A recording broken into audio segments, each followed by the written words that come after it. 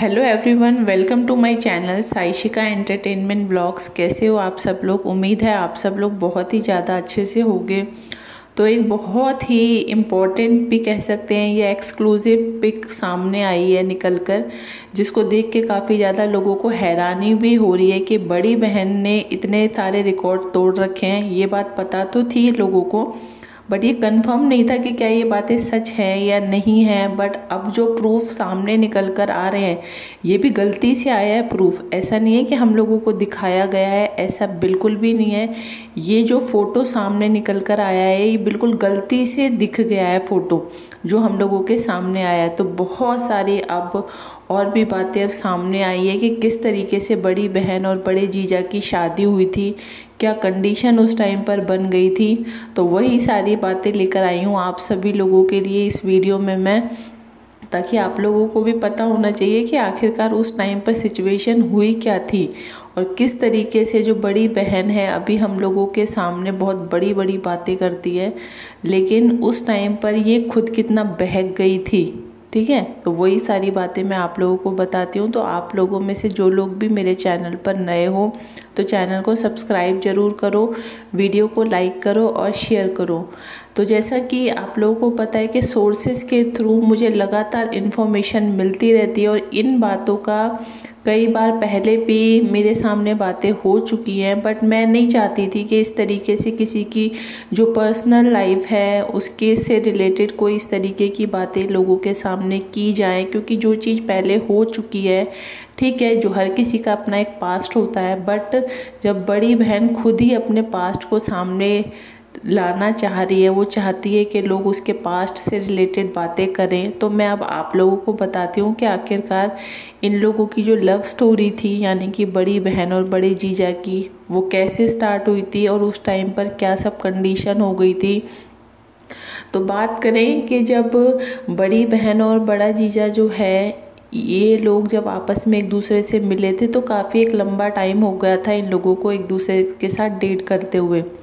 उसके बाद में काफ़ी टाइम बाद इन लोगों ने अपने घर पर बताया था। अब घर पर बताने के बाद क्या हुआ था कि घर वाले राजी नहीं हो रहे थे कि इस रिश्ते के लिए, लेकिन वही वाली बात आ जाती है कि बड़ी बहन अपने आप को दिखाने की कोशिश करती है कि मैं कितनी दूध की धुली हूँ, मैं कितनी अच्छी हूँ और मैं आज्ञाकारी हूँ। लेकिन उस टाइम पर ये अपने घर वालों के खिलाफ चली गई थी, क्योंकि इसके घर वालों ने और इसके पति यानी कि बड़ा जीजा जो है उसके घर वालों ने भी इस रिश्ते के लिए मना कर दिया था। तो इन दोनों ने किसी मंदिर में जाकर चुपके से शादी कर ली थी, जिसकी फ़ोटो आप लोगों को नज़र आ रही है ना थंबनेल में, ये वही फ़ोटो है जब इन लोगों ने मंदिर में शादी की थी। अब ये जो पिक है ये अब सामने निकल कर आई है लोगों के। और दूसरी बात यह है कि इन्होंने मंदिर में शादी इसीलिए की थी क्योंकि इन्होंने फैसला ले लिया था कि शादी करेंगे तो एक दूसरे से ही करेंगे, नहीं तो नहीं करेंगे। और दूसरी बात उस टाइम पर ये हो रही थी कि घर वाले राजी नहीं हो रहे थे, तो इन्होंने सोचा कि एक बार शादी कर लेंगे तो उसके बाद घर वाले जैसे तैसे करके राजी हो ही जाएंगे।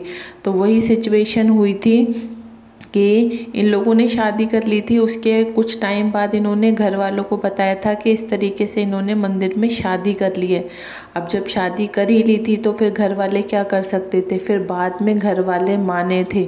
तो ये सारी सिचुएशन हुई थी उस टाइम पर। लेकिन जो बड़ी बहन है वो दूसरों को ज्ञान बहुत देती है कि ऐसा मत करो, वैसा मत करो, ये वो। और अब जो सिचुएशन आ गई है वो ये है कि इसने अभी कुछ टाइम पहले अपने पति यानी कि बड़े जीजा की भी काफ़ी सारी बुराइयां करना स्टार्ट कर दिया था।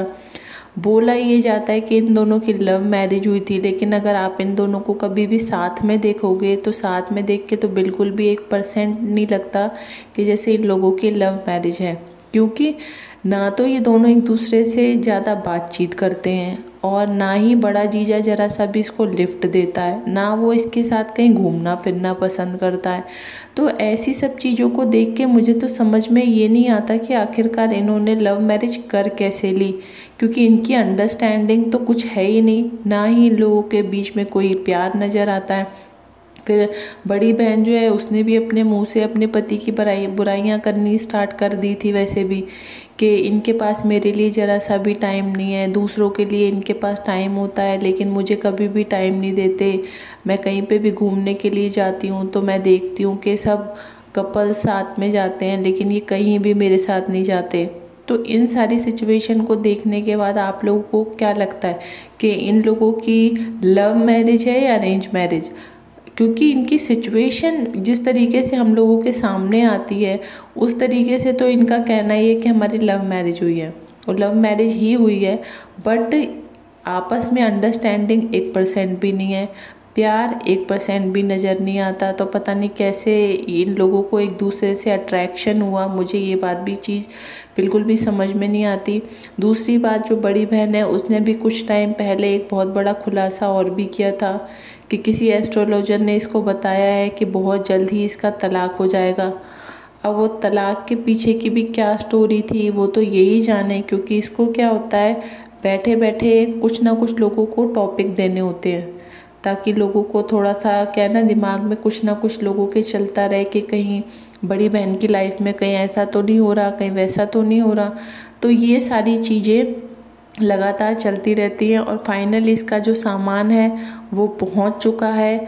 अब सामान के पीछे भी एक बहुत बड़ी चीज़ सामने निकल कर आ रही है कि बताया ये जा रहा है जो डबल बेड ये साथ में लेके गई है, अब वो डबल बेड इसका तो है ही नहीं, वो डबल बेड तो प्रीतो की मम्मी का है, लेकिन ये अपने साथ क्यों लेके गई? और दूसरी चीज़, ये झूठ क्यों बोल रही है कि ये डबल बेड इसका है?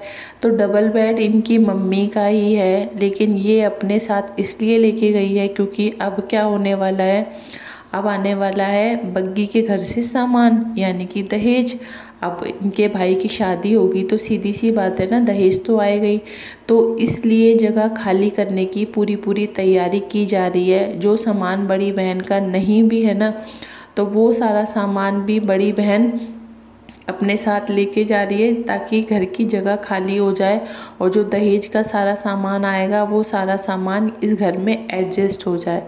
तो ये सारी चीज़ें करी जा रही है लगातार, और इन सब चीज़ों के पीछे भी बहुत सारी चीज़ें अभी सामने निकल कर आनी बाकी है, क्योंकि बड़ी बहन की तो पुरानी आदत है, एकदम से थोड़ी ना आप सब लोगों को सारी चीज़ें बता देगी, धीरे धीरे करके बताएगी।